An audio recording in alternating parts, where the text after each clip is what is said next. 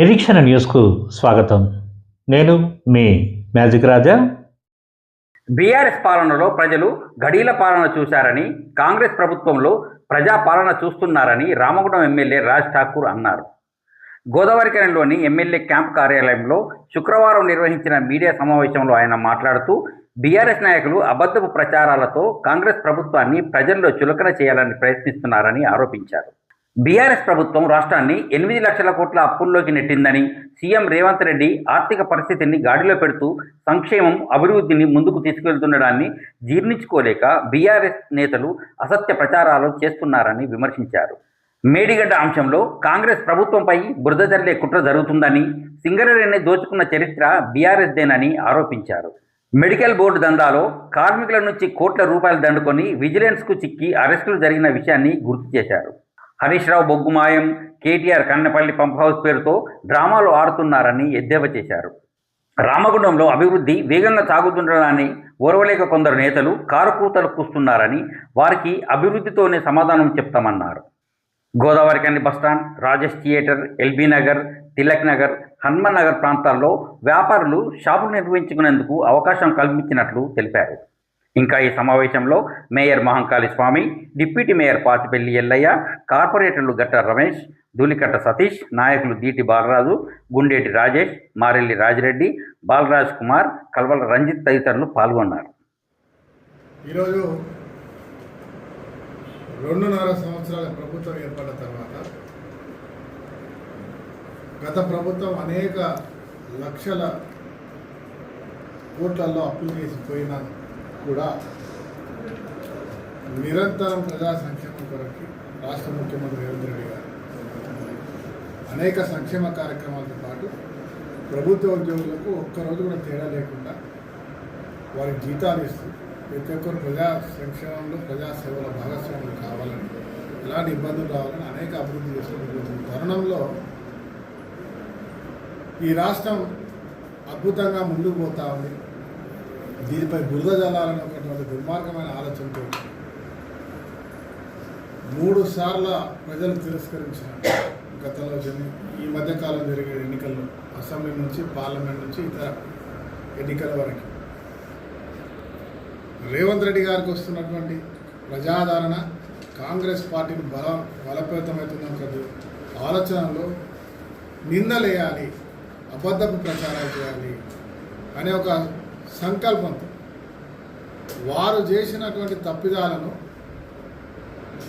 ఈ ప్రభుత్వం చేస్తున్నట్టుగా చూపించే ప్రయత్నంలో గౌరవ మాజీ మంత్రులు హరీష్ రావు గారు, గౌరవ మాజీ మంత్రులు కేటీఆర్ గారు ఇలా ఈరోజు పోటాపోటీన అబద్ధపు ప్రచారాలు చేయడానికి తీవ్రంగా ఖండిస్తారు.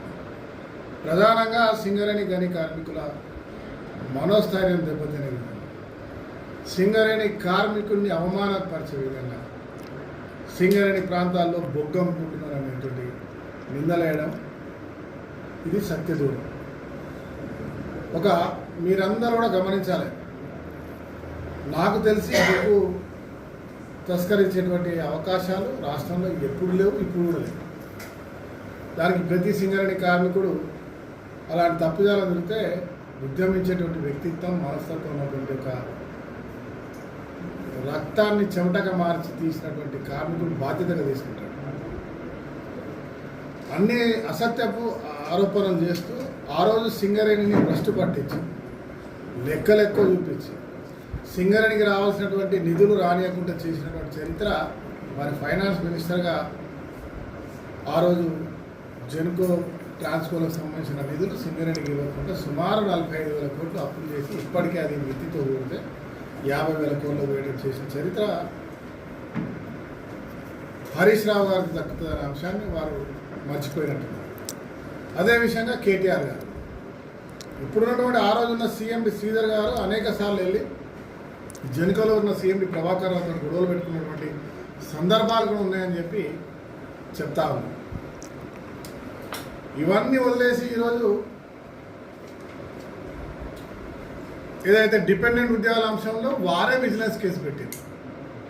వారికి సంబంధించినటువంటి ట్రేడ్ యూనియన్ నాయకులు దోపిడీ చేస్తున్నారు, దీనిపై సమగ్ర విచారణ జరపాలి, వారిని జైలు పంపుతా అని చెప్పి జైలు పంపించినటువంటి కథ చేసింది వాళ్ళే. విజిలెన్స్ ద్వారా ఉద్యోగాలు రాకుండా ఇప్పటి వరకు కూడా దాన్ని ఆగిటట్టు చేసినటువంటి చరిత్ర వారు. మారుపేర్లు అని చెప్పి వాళ్ళకి మారుపేర్లు చేయకుండా వారి పెద్ద గుండొస్తుందని చూసిన చరిత్ర కూడా హరీష్ రావు గారికి ఒక ప్రభుత్వం ఆ రోజు కేటీఆర్ గారు చేసింది. ఈరోజు సింగరేణిని కూడా మంచి చేయాలి, సింగరేణిని ఇతర రంగాల్లో కూడా రాణించాలి, సింగరేణిని కాపాడాలనే ఒక సంకల్పంతో ఈ ప్రభుత్వం ప్రయత్నం చేస్తూ ఉంటే అబద్ధపు మాటలు, మాయ మాటలు, అబద్ధపు ఆరోపణలు చేస్తూ స్క్రీన్లు పెట్టి తప్పుడు ప్రచారం చేస్తూ మళ్ళీ సింగరేణి కార్మికుడి యొక్క అభిమానాన్ని మేము మా తప్పుడు మాటలతో ఆకర్షకులం చేసుకుంటామని ఒక తప్పుడు ఆలోచనతో వస్తాం. కానీ సింగరేణి కార్మికుడు విఘ్నుడు, ధైర్యవంతుడు, దేశానికి వెలుగునిచ్చేటువంటి వాడు. సింగరేణిని భ్రష్టు పట్టించిన చరిత్ర ఎవరితో ఈరోజు కూడా సింగరేణి కార్మికుని గుండెల్లో మెదడులో కూడా నిండుంది. ఎన్ని ప్రయత్నాలు చేసినా అది వారు దాంట్లో తగిన జవాబు ఇవ్వడానికి సింగరేణి కార్మికులు ఉన్న అంశాన్ని తెలియజేస్తాను. పూర్తి అబద్ధపు అసత్య ప్రచారాలు మానుకోవాలని చెప్పి హితవు పలుకుతాను. అదే మాదిరిగా మేడిగడ్డ 1,00,000 కోట్ల పైనతో కట్టి భారతదేశంలో అనేకమైన ప్రాజెక్టులు కట్టారు. ఎక్కడ ఒక చిన్న పలువు కానీ ఓ కూలుడు కానీ జరగలే. ఇవాళ కట్టినవంటే కూలిన చరిత్ర ఎవరికైనా ఉందంటే ప్రపంచానికి 8వ వింత అని చెప్పినటువంటి కాళేశ్వరం. నేనే అద్భుతమైన టెక్నాలజీతో కట్టినా అని చెప్పి గొప్పగా చెప్పుకొని 126 టీఎంసీల నీళ్ళను నింపి హిందూ మహాసముద్రాన్ని మన మంత్రిని తీసుకొచ్చినామని చెప్పే ప్రయత్నంలో ప్రజలకు చూపిస్తూ తెలంగాణకి ఆ ఫోర్స్ తోటి ఆ రోజు నీళ్లు ఒక్క చుక్క కూడా ఈ ప్రాంతానికి పనికి రాకపోగా ఉన్న డ్యామేజ్ కూలింది. అది అందరూ తెలిసిన అంశం. మొన్న ఇంజనీర్లు చెప్పేటువంటి వ్యవస్థలో కేవలం 11 టీఎంసీల నీళ్లు మాత్రమే 10 సంవత్సరాల్లో రైతులకు వాడారు తప్ప 124 టీఎంసీల నీళ్లు వృధా సముద్రంలో పోయినాయని చెప్పి అలా ఇంజనీర్స్ చెప్తా ఉన్నారు.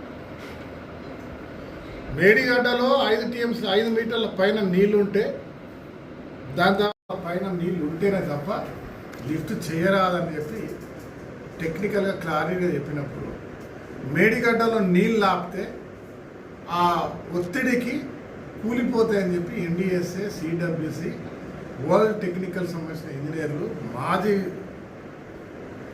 దీనికి వద్దు అని చెప్పినటువంటి ఇంజనీర్లు కూడా స్పష్టమైనటువంటి రిపోర్ట్ ఇచ్చినప్పుడు దానిలో నీళ్లు నింపమని కన్నెపల్లి మేడిగడ్డ అని వాడకుండా కన్నెపల్లి అని కన్ఫ్యూజ్ చేసుకుంటా నీళ్ళు నిండున్నాయని చెప్తా. అదే కన్నెపల్లి వరదలు వచ్చినప్పుడు నిండిపోతే కొట్టుకుపోయింది, నిండిపోయింది, మిషన్లు కొట్టుకుపోయింది.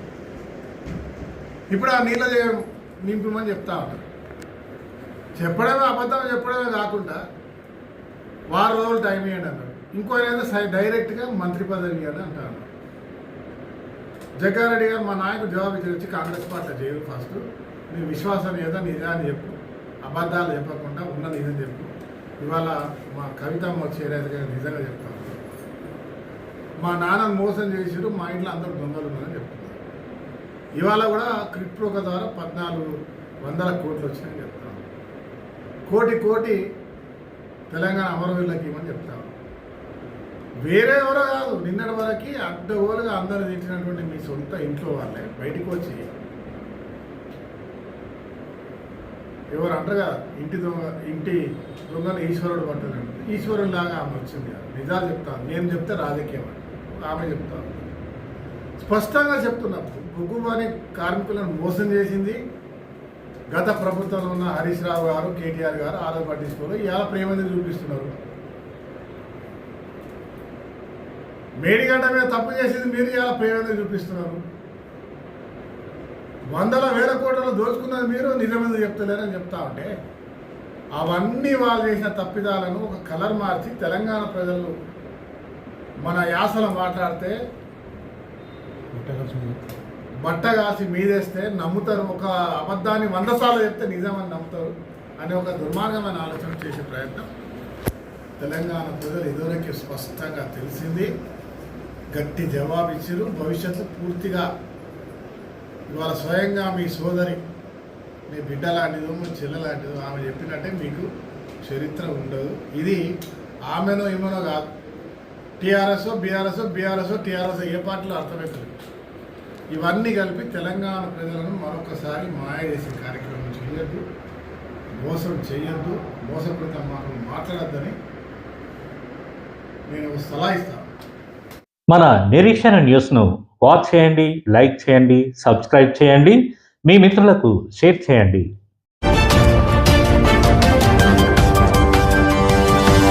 Revolution.